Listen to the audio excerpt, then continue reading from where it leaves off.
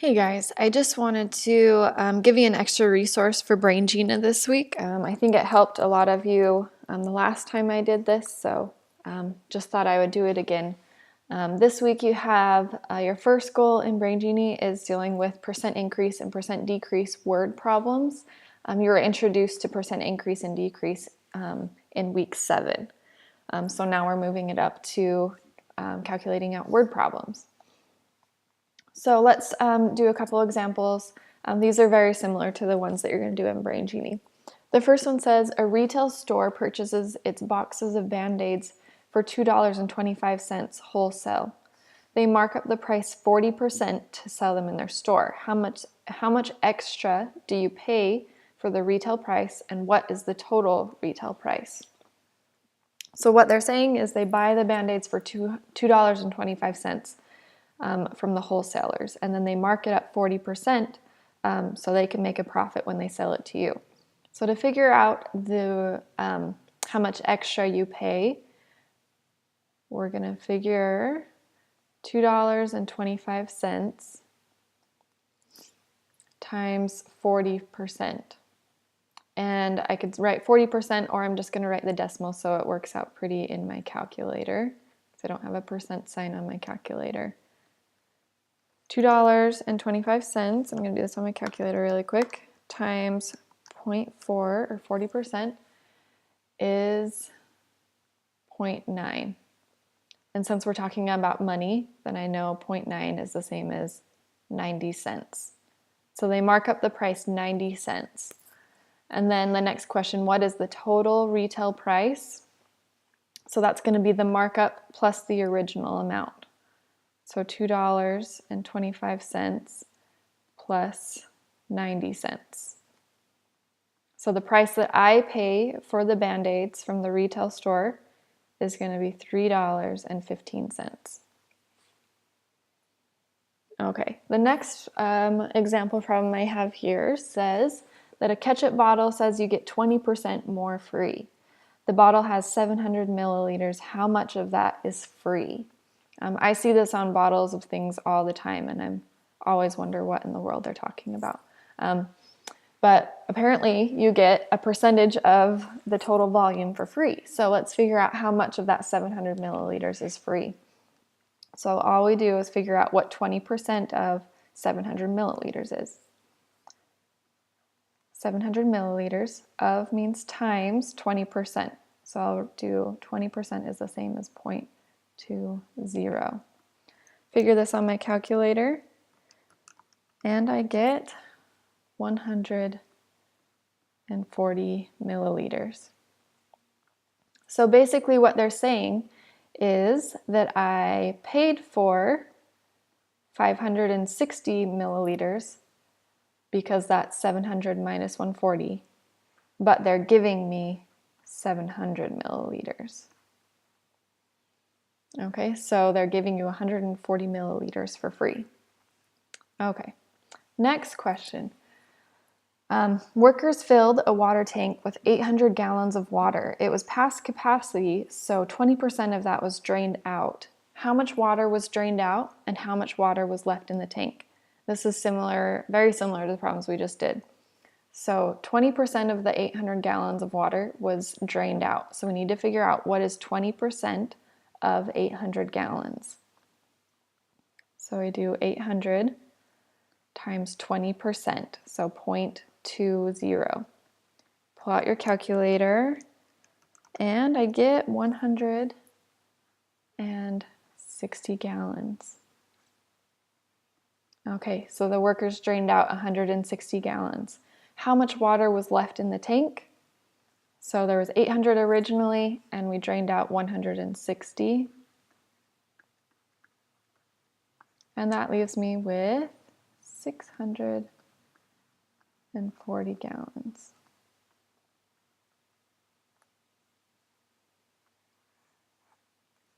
Okay, pretty simple, but sometimes having some more examples help, I think.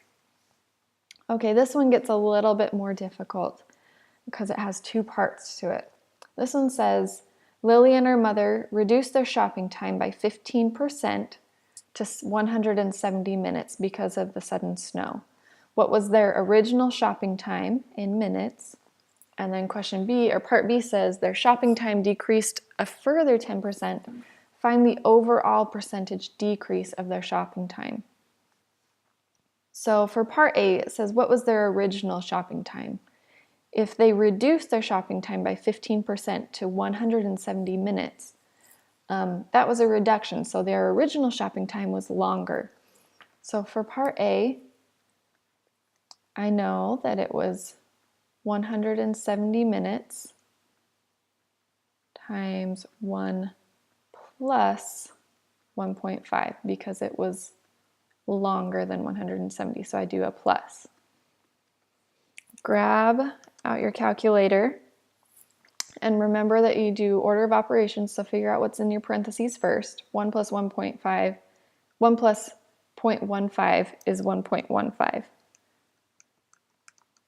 Multiply those together. 170 times 1.15 is 195.5 minutes. Okay, so their original shopping time was longer than 170 minutes. It was 195.5 minutes. Okay, part B says their shopping time decreased a further 10% from the 170. Okay, let's figure out that part first. So it decreased 10%. So I'm going to do 170 times 1 minus 10%. Minus because it's a decrease. So order of operations says I do what's in my parentheses first. So 1 minus 0.10 is 0.9. So I do 170 times 0.9 gives me 153 minutes. So their original shopping time was 195.5 minutes. They decreased it by 15%, and then they decreased it to by 10% to 153 minutes. Now this isn't my final answer. The question says find the overall percentage decrease of their shopping time. So their original shopping time was 195.5 minutes, and they decreased it to 153 minutes. So how much did they reduce it by? So I'm going to subtract those, and I get 42.5 minutes. So they decreased their overall time by 42.5 minutes. So what percentage is that of their total shopping time? The original. Whenever I'm thinking about percentages, I'm using fractions. So divide that by 195.5 and I get my percentage. Multiply it by 100 to make it a percent, and I get 21.7% was the total decrease in their shopping time. Okay, a couple steps in that part B. Ask me if you didn't follow that. Be sure to ask me about it. Okay, that gave you a good review of what you're going to see for braingenie and the percent increase and decrease word problems. Next is algebraic expressions and exponents.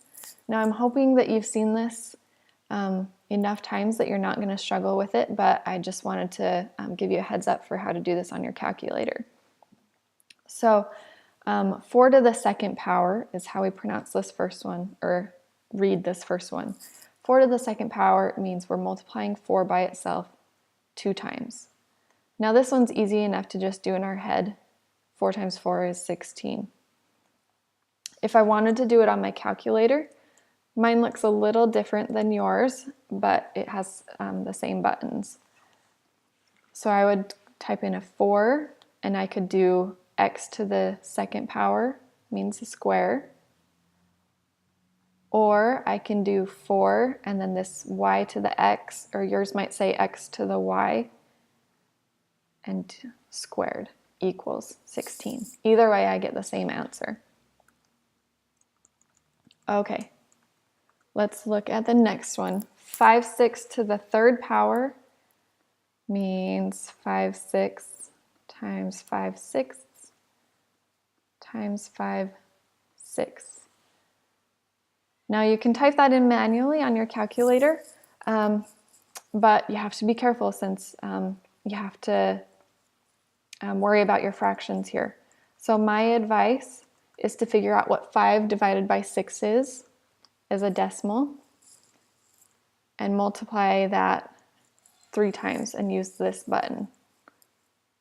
So to the third power gives me 0.57. We'll round off to 0.57.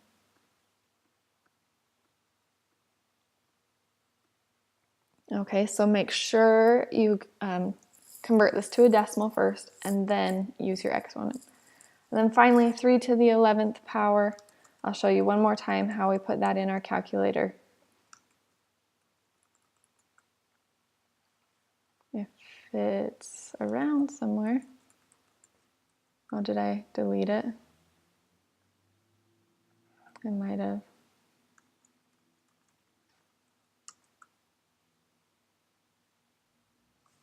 It's gone. But this is 3 times itself 11 times. So sorry, I can't pull up my calculator. But you'll do 3 and then press the X to the Y or the Y to the X. It's different depending on your computer. Press that button and then 11. And we get, oh, big one. 177,147. Okay, quick review of exponents. Hopefully that gives you a heads up for how to put those in your calculators. Okay, let me know if you have any questions about any of these examples. See ya.